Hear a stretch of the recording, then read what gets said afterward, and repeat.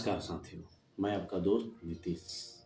बात बिहार की के प्रथम एपिसोड में चर्चा हुई डुमराव महाराज की। डुमराव महाराज जहां आज़ादी के बाद भी राष्ट्रपति तक आया।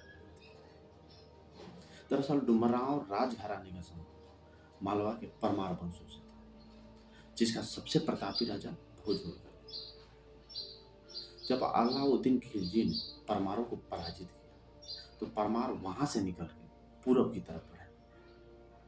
जब वो बिहार में प्रवेश किए तो बिहार का शाहाबाद का एरिया, जो कि गंगा का मैदानी एरिया था, हरा भरा था, उन्हें पसंद था, जहाँ पे पहले से शेरो जनजाति का शासन था। उन्हें पराजित किया और उन्हें यहाँ से खदेड़ दिया और भोजपुर स्टेट की स्थापना की। लगभग 100 साल लगे उन्हें यहाँ पे शासन स्थापित कर, जिस दौरान उनका संबंध मुगल और अफगान दोनों से दोस्ती और दुश्मन दोनों का रहा, जो इस प्रकार है। 1534 ईस्वी जब अफगान शासक शेरशाह सूरी बंगाल के शासक महमूद शाह से लड़ रहे थे, उस समय भोजपुर स्टेट के शासक थे गजराज। गजराज अपने 200 घुड़सवारों के साथ शेरशाह सूरी की सेना में सम्मिलित होते हैं और खुद महमूद शाह के कमांडर को मार गिराते। इससे प्रभावित होकर शेरशाह सूरी ने उन्हें बक्सर का इलाका भी सौंप दिया। दूसरा कहानी ये है कि 1607-8 ईस्वी के आसपास चेरो जनजाति संगठित होकर मुंडा जनजाति के सहयोग से पुनः भोजपुर स्टेट पर आक्रमण करता है। उस समय यहाँ के शासक नारायण थे। नारायण बड़ी वीरता उन्हें उस युद्ध में पराजित और पूरी तरह से यहाँ से खदेड़ देते हैं। याद रहे, ये सारा लड़ाई बक्सर के ही मैदान में लड़ी जा रही थी। जब औरंगजेब शासक बना, उस समय भोजपुर स्टेट के शासक थे रुद्र सिंह। जब औरंगजेब ने जजिया टैक्स लगाया, इन्होंने पुरजोर विरोध किया, जिसका असर इन पे पड़ना ही था। इनका किला तोड़ दिया। अंततः इन्हें जंगलों में रहना और जंगलों से ही गुरिल्ला युद्ध शुरू कर दी। 1699 ईस्वी के आसपास जब शासक मांधाता सिंह थे, उस समय भोजपुर स्टेट टूटने के कगार पे आ गया। उन्होंने अपनी राजधानी बक्सर से मठिला चेंज किया।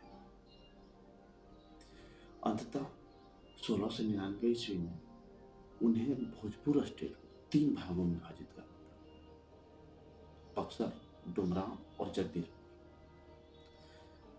कहानी की इस मिला होरिल सिंह, जिसके नाम पे डुमराव का नाम होरिल नगर भी रखा गया। यहाँ पे उन्होंने किला बनवाया। उसके उपरांत 1764 ईस्वी की लड़ाई जब लड़ी जा रही, भारत की सबसे चर्चित लड़ाई, भारत के आज गुलामी को लेकर के इसे निर्णायक भी हम कह सकते हैं, जिसमें एक तरफ अंग्रेज और दूसरी तरफ पूरे भारतीय शक्तियां सम्मिलित थी। डुमराव भारतीय शक्ति के साथ था। 1764 ईस्वी की लड़ाई में अंग्रेज विजयी हुए, जिसके उपरांत इलाहाबाद की संधि होती है।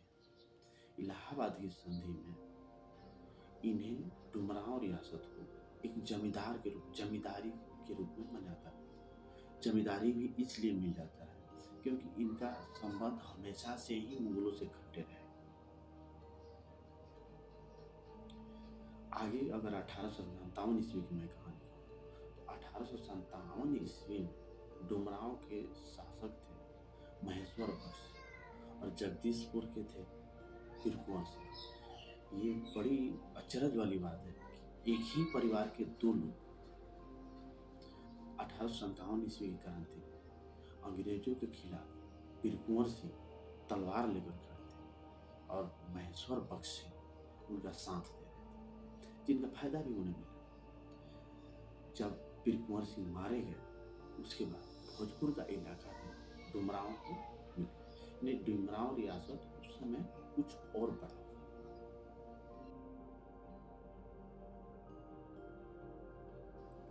1894 से जब राधा प्रसाद सिंह की मृत्यु होती तो उनके पुत्र नहीं होने के कारण उनकी पत्नी बेनी कुंवरी शासन में थी। 7 साल बाद उनका भी मृत्यु हो गया तो उनका गोद लिया हुआ बच्चा श्रीनिवास प्रसाद सिंह को गद्दी पर बैठा दिया। फिर यहाँ पे वहीं गद्दी वाली लड़ाई चली, जबकि उस समय उनके सबसे करीबी थे श्री केशव प्रसाद सिंह ने कानूनी लड़ाई लड़ी, जिसका चर्चा लंदन तक पहुंचा। अंततः 1911 ईस्वी में केशव प्रसाद सिंह उस लड़ाई को जीतते हैं और उन्हें 57 गद्दी मिलती है। 1947 में देश की आज़ादी के बाद 1952 में जमींदारी उन्मूलन अभियान आता है, जिस समय डुमरांव के शासक थे महाराजा कमल प्रसाद सिंह नए सिस्टम के साथ सहयोग करते हैं और जमींदारी उन्मूलन के तहत अपना जमीन मजिस्ट्रेट के हवाले कर देते हैं। उसी समय उन्होंने दान पुण्य के तहत लगभग 300 एकड़ जमीन हमारे गांव यानी बसमानपुर को डोनेट करते हैं। महाराज कमल सिंह आगरा में एटी जैन कॉलेज की स्थापना करते हैं। महाराज कमल सिंह लगभग 2 बार सांसद रहे, 1952 और 1957।